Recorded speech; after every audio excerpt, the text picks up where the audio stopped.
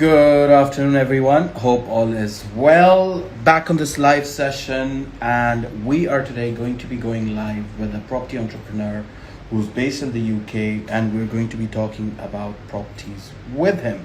So let's send this over to John Smith.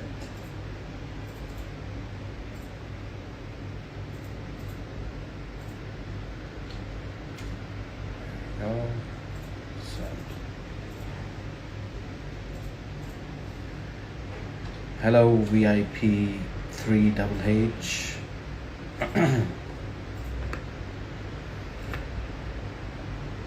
uh,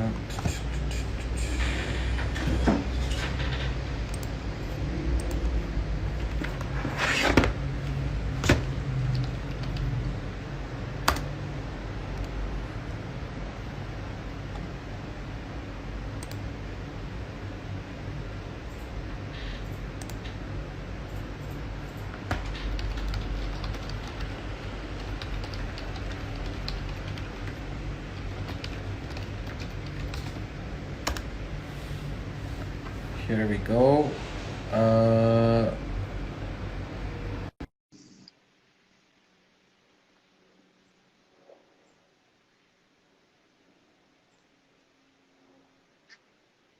Thank you for joining, everyone.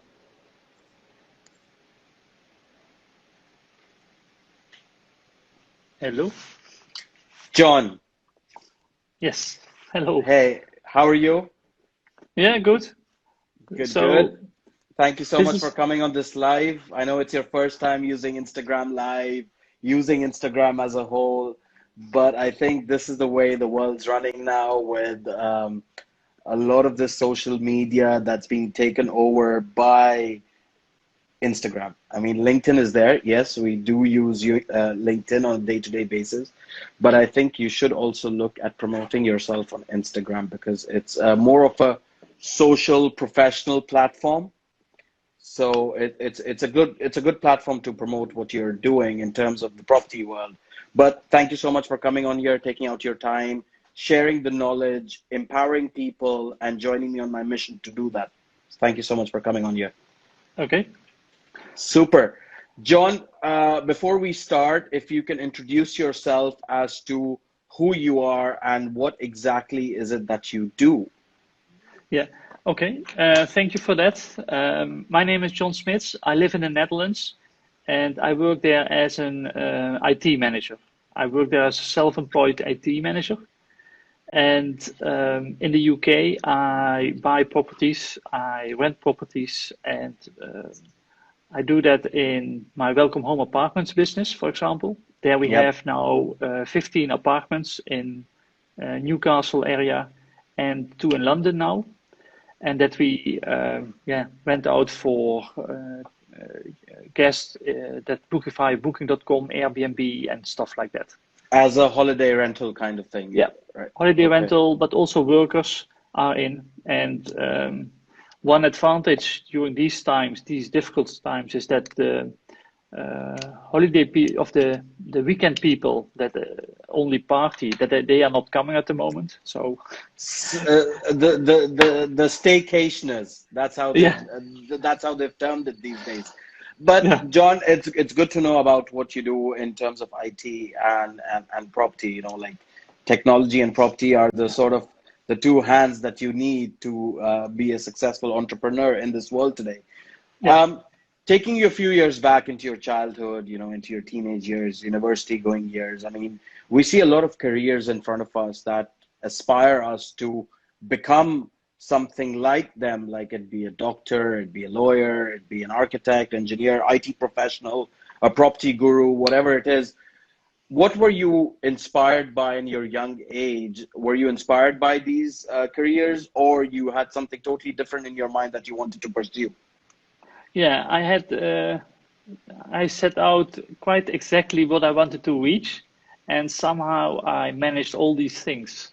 So when I think in the age of 8, I said I want to go to the university, and there I want to study some languages. So besides Dutch, it was English, French, and German. And I wanted then to become then I also said after that I want to go into the technique, so electrician or something like that. And when I came in there, I found out that it was IT that I wanted to do. So then I said, okay, that's what I wanted to do. And I always wanted to have my own company. And I hesitated for that for a long time. But 10 years ago, I started with it. And I must say, luckily that I did it. So I started my So IT company. when you went to university, you wanted to do you wanted to study languages. Did you get to do that, or no? You went just into IT because that's what you saw the world moving into, or did you Yeah, pursue the language learning? yeah. Yeah, I did the language learning, especially the English part, because that's how we can talk now, Of because course. Dutch is my native language. Otherwise, we would be here talking in sign language. Yeah, yeah. So, but the French that didn't work out. So my French is quite poor. So Okay. yeah. And also, I had something with properties. So I said I want to buy my own house, and I want to build my own house. And And that that was was in the Netherlands, I guess. I mean, in where in the Netherlands are you based out of? I mean, Amsterdam, Rotterdam. no, I live in the southeast of the Netherlands, so in Okay. near the German border. Okay. And And I that's why you wanted to learn the German language. yeah. Okay. Yeah, and so I bought there my first house, and I said also I want to have my detached house, and I want to build it myself, and also that we did. So we live here now already 17 years, Wow. and How much did we that cost you 17 years ago? Was it a piece um, of land that you bought, or was it a house that you no, a piece of land. demolished? Okay. Yeah. So we bought a piece of land, worked with an architect and then with the builder to build it. And I think it cost me around 350,000, something like that. Wow. And And that same house, if you were to build today, what would be the cost? Would you think I yeah, mean, do you think it'd be double? yeah, I'm not so precise on the Dutch prices. I know more about the English prices, to be honest. But I know that the value of the house is between 500,000 and 550 now. So that Wow. is the difference. So yeah, I mean, so from what you're saying, the Dutch properties do not appreciate as well as the London properties do, or the UK properties. now they do appreciate only the appreciation of properties in the detached area, of in the detached part, and then in the area where I live, they are not so huge. But if you Okay. look to prices for a semi-detached or terraced house, they have more than doubled. And in Wow. the big cities, it is going as fast as it goes as fast as London. So for Amsterdam, Utrecht, Rotterdam, things like that, So they go really fast. it's a good market for someone to look at if they are wanting to invest into property and they think Europe as an investment hub, then they should consider Netherlands in that sense. I mean, if they're looking at London, but Yeah, Amsterdam or Rotterdam would be a good option to look at. I mean, I was a few months ago, I was speaking to another investor who invests in properties in Netherlands, and she was talking about how she goes out and she finds the deals and she gets those deals based on population growth. yeah, That's what she analyzes, yeah, and that's how she invests into properties. Is that something yeah. what you do as well? No, I don't look in the Netherlands, so I only look in the UK, and then Okay. in the mid and the north of the UK, and also in Scotland, I have a few properties there. So yeah. Wow. And because in the Netherlands, the return on investments are much lower than in the UK. Not Okay. compared to London, but compared to the middle of the north. Then it's much better to invest in the UK than to do it in the Netherlands. If you look to the return on investment. Of course. Also, But I want to when take you you back into your IT oh years when yeah, you started up your company and everything. How was it? I mean, when you got out of university, graduating into the IT field, Did you go out and apply for a job or employment, or you had that mindset from the start that no, I don't want to get into employment. I want to start my own company. Was that the case, or did you take some time off and do employment at that point? Yeah, I did employment because I had it in my mind that I want to learn all the facets that are in business available. So sales, marketing. I wanted to be involved in all these things, and when I am experiencing that, then I would start my own company. I Did you always said. pursue sort of a field in IT? I mean, IT is really broad, right? But did you go into something really niche, or did you look at everything in general? In the beginning, I was bored. I narrowed it down now to IT management and project management. So what I Okay. do is I manage IT departments, I manage IT projects. My last assignment was an assignment as an IT director where I managed 4 IT departments worldwide. Wow. So that was in Colombia, India, Germany, and the Netherlands, Wow. and that I did from the Netherlands. So yeah. And this was, I guess, before COVID or during the COVID period? It was during. It started in July last year, and during the COVID, yeah, I had to stay at home, of course. And but before that, I traveled. So I traveled to several factories. The company had 29 locations worldwide, Wow. and I was in the luxury position to travel to the States, to Mexico, Hungary, and several other countries. So yeah, that was really nice. And this was through your own firm, your own business, that you've achieved the success in terms of working with these big multinational companies who want to set up Yeah, their IT departments in different countries so that business can be streamlined in that sense, right? yeah, that's correct. Yeah. Super. So you've you provide IT services.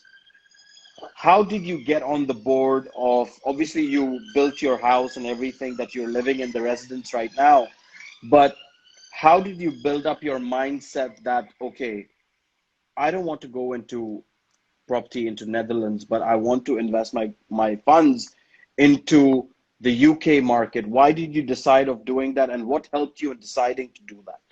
Yeah, so when I started as an independent consultant, so as a freelance, then I saw that when I work, I earn a lot of money. But when my assignment stops, then the money is disappearing very fast.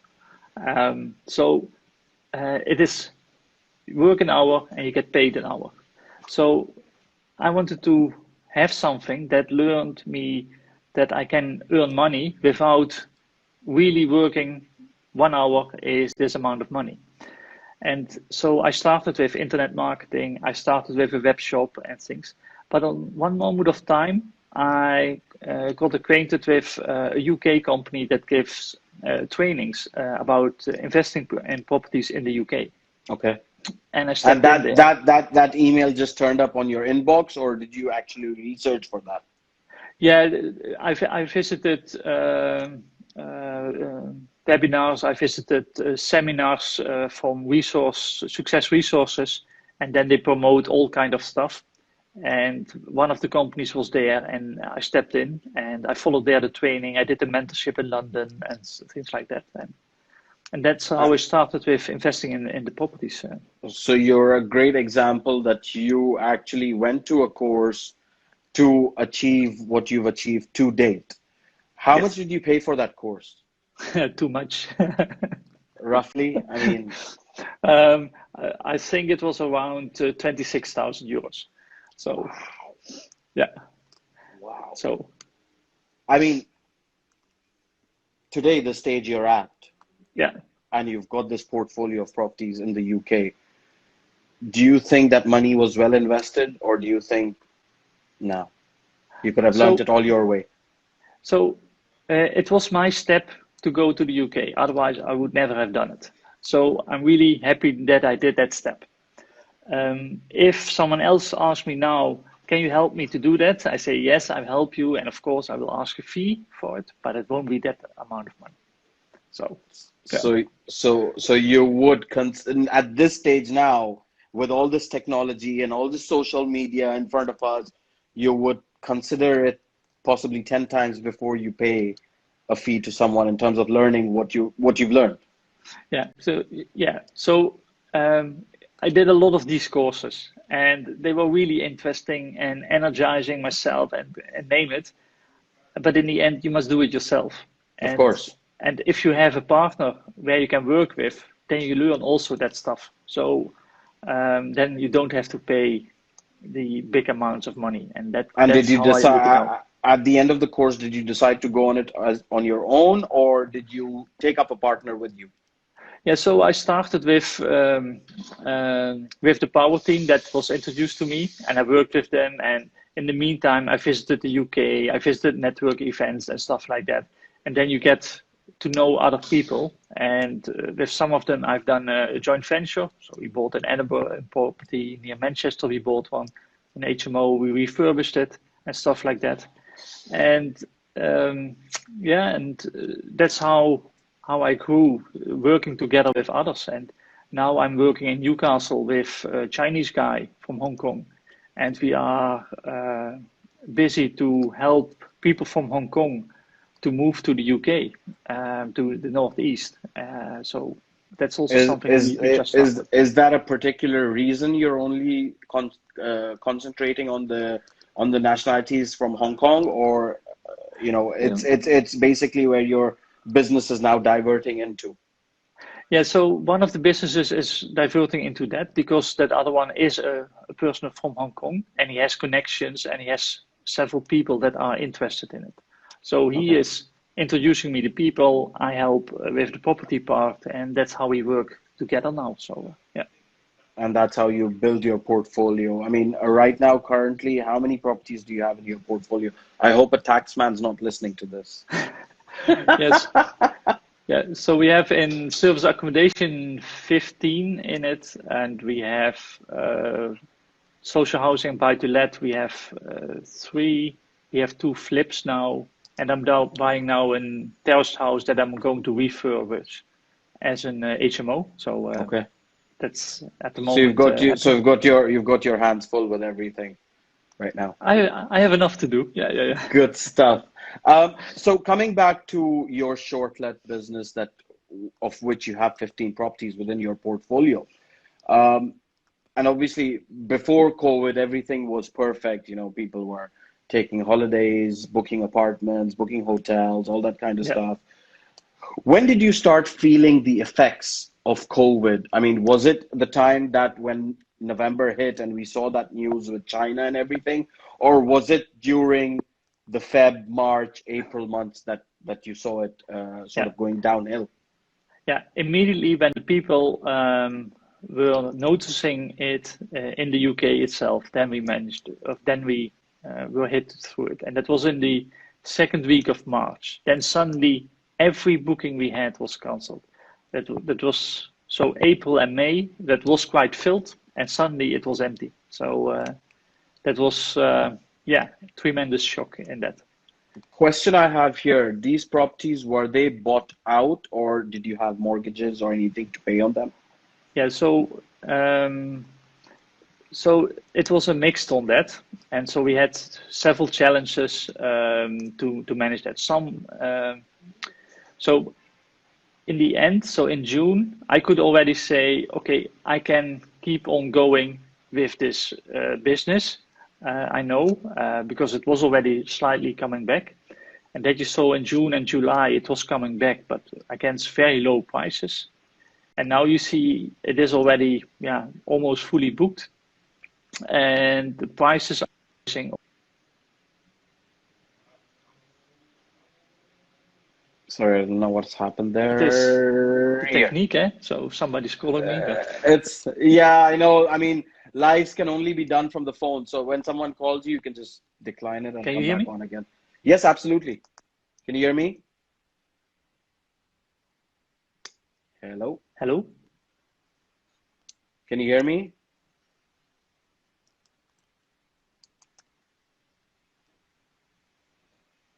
I cannot hear you. John? Um, Maybe if you disconnect yourself. Hello? Hello? John, can you hear me? Yeah, I can hear you again. Super. Can you hear me? So, yes, Yeah. absolutely, I can. So we're talking about, oops, see, uh,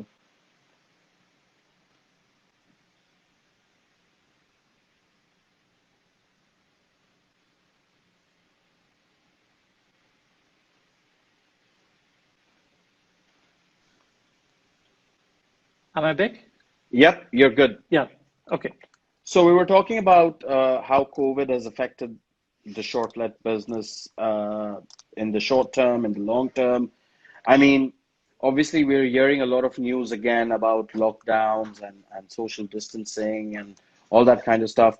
Have you taken into account of what you're going to plan yourself with in the coming months, years, of how you're going to escalate in this business, or are you changing your strategy from doing shortlets, or like you mentioned, you were going into flipping properties and you were going into social housing and long-term rentals. Are Yeah. you moving more towards those strategies, or you're carrying on with the short-let property strategies as well? Yeah. So one business is going further with short lets for all the time, but it will be more focused to workers. What I have seen is that workers are still coming, so you must focus on one hand on workers, but on the other hand, don't forget the holiday people.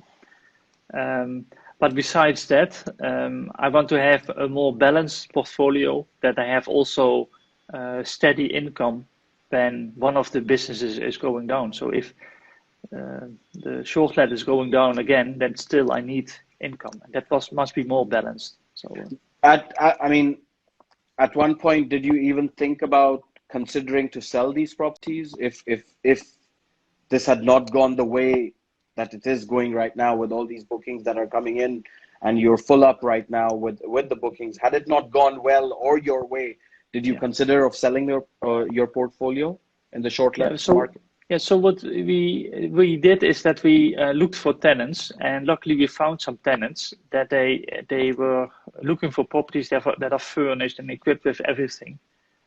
So we several of them we put in, and On a because long-term basis?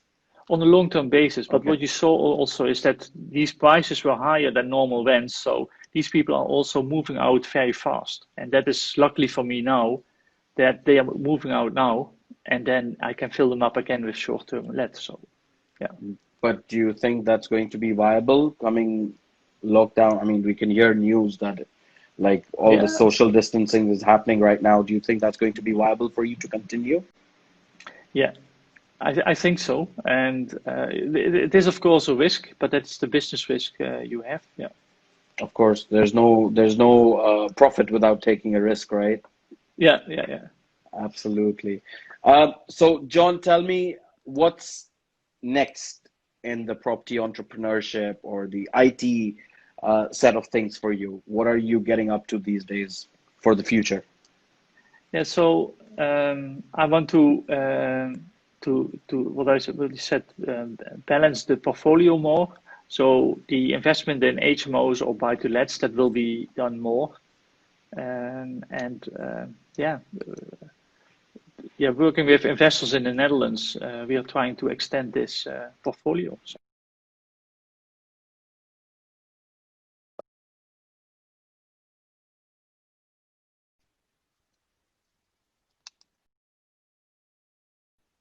Sorry, I got a call yeah, now. Um, so okay. it's good to know about what you're doing and how you're going to enhance your portfolio and how you're moving your business strategies in terms of property to earn that passive income for yourself and your investors. So great to know all of that. Thank you so much for coming on here, sharing all that knowledge with us today. But before you go, one part of my live session is to share the knowledge. The other part is positivity.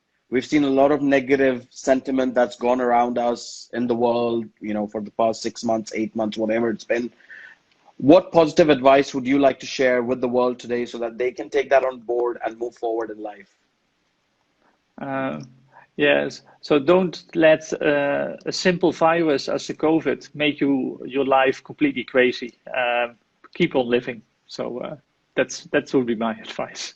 Absolutely. And on that note, we'll end this live session. But thank you so much for joining me today. It's been a pleasure talking to you, knowing about what you do and how you've done it, how you had your mindset from a young age to be where you are today. So thank you so much for sharing that with us today.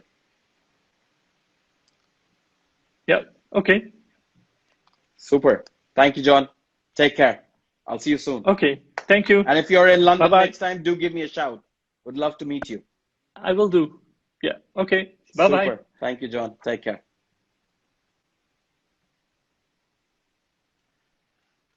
So that was John Smith of Welcome Home Apartments, who's based up in Netherlands, doing his IT business in Netherlands, but then also is running a property business in the UK.